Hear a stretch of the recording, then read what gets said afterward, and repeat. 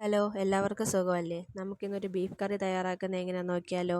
അപ്പവും ബീഫും കപ്പയും ബീഫും ഒക്കെ നല്ല കോമ്പിനേഷൻ അല്ലേ? നമ്മളിവിടെ ഒരു 1/2 കിലോ ബീഫ് എടുത്തിട്ടുണ്ട്. ഇതിലേക്കൊരു 1/4 സ്പൂണ് മഞ്ഞൾപ്പൊടി, 1 സ്പൂണ് മുളക് പൊടി, ഒരു 1/4 സ്പൂണ് ഉപ്പും കൂടി ചേർത്തൊന്ന് വേവിച്ചെടുക്കണം. പ്രഷർ കുക്കറിൽ ഒരു 6-7 വിസിൽ വരുന്നത് വരെ ഒന്ന് വേവിച്ചെടുക്കണം. അതാണ് ബീഫ് വേകാനുള്ളൊരു സമയം. നല്ലതുപോലെ ഒന്ന് വേവിച്ചെടുക്കണം. 6-7 വിസിലിന് ശേഷം ബീഫ് ഒന്ന് വെന്ത് കിട്ടിയിട്ടുണ്ട്. കുറച്ച് വെള്ളമുണ്ട്. ഇത് നമുക്ക് ഗ്രേവിക്ക് ആവശ്യമായിട്ട് വരും. ഇനി ഇതിൻ്റെ ഗ്രേവി എങ്ങനെ തയ്യാറാക്കുന്നതെന്ന് നോക്കാം. ഒരു ചട്ടി അടുപ്പത്തോട്ട് വെച്ച് ചൂടായി വരുമ്പം അതിലേക്ക് എണ്ണ ഒഴിച്ച് കൊടുക്കുക. എണ്ണ നല്ലതുപോലെ ചൂടായി വരുമ്പം അതിലേക്ക് കടുക് ഇട്ട് കൊടുക്കണം. കടുക് ഒന്ന് പൊട്ടി വരുമ്പം ഒരു 2 സ്പൂണ് തേങ്ങാക്കൊത്തും കൂടി ചേർത്ത് കൊടുക്കാം. തേങ്ങാക്കൊത്ത് എണ്ണയിൽ നല്ലതുപോലെ ഒന്ന് മൂപ്പിച്ചെടുക്കണം. തേങ്ങ നല്ലതുപോലെ ഒന്ന് മൂത്ത് വരുമ്പോൾ ഇനി ഇതിലേക്ക് നമുക്ക് 2 വലിയ സ്പൂണ് ഇഞ്ചിയും വെളുത്തുള്ളി അരിഞ്ഞത് ചേർത്ത് കൊടുക്കാം. ചെറുതായിട്ട് അരിഞ്ഞ് ചേർക്കുമ്പോഴാണ് ഒന്നുകൂടി ടേസ്റ്റ് വരുന്നത്. ചതച്ച് ചേർക്കുന്നതിനേക്കാളും നല്ലത് ചെറുതായിട്ട് അരിഞ്ഞ് ചേർക്കുന്നതാണ്. ഇഞ്ചിയുടെയും വെളുത്തുള്ളിയുടെയും പച്ചമണം മാറുന്നത് വരെ എണ്ണയിലൊന്ന് വഴറ്റിയെടുക്കണം. ഇനി ഇതിലേക്ക് സവാള ചേർത്ത് കൊടുക്കാം. 3 വലിയ സവാള ചേർത്ത് കൊടുത്തിട്ടുണ്ട്. ഇനി സവാളയും കൂടി ഒന്ന് വഴറ്റിയെടുക്കണം.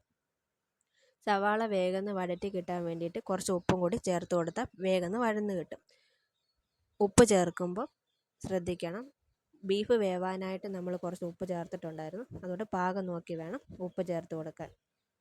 സവാള നല്ലതുപോലെ ഒന്ന് വഴറ്റിയെടുക്കുമ്പോൾ ഒരു 6 പച്ചമുളകും കൂടി ചേർത്ത് കൊടുക്കാം. ഇനി ഇതെല്ലാം നല്ലതുപോലെ ഒന്ന് വഴറ്റിയെടുക്കുക. ആ എണ്ണയിൽ കിടന്ന് ഇഞ്ചിയും പച്ചമുളകും വെളുത്തുള്ളിയും സവാളയൊക്കെ നല്ലതുപോലെ ഒന്ന് വഴറ്റി വന്നിട്ടുണ്ട്. ഇനി ഇതിലേക്ക് മസാലപ്പൊടികൾ ചേർത്ത് കൊടുക്കാം.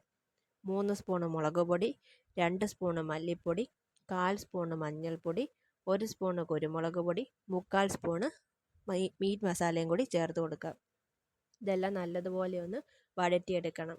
മസാലയുടെയൊക്കെ പച്ചമണം മാറുന്നത് വരെ വഴറ്റിയെടുക്കണം. ആ മിക്സിങ്ങിലാണ് ബീഫ് കറിയുടെ യഥാർത്ഥ ടേസ്റ്റ് ഇരിക്കുന്നത്.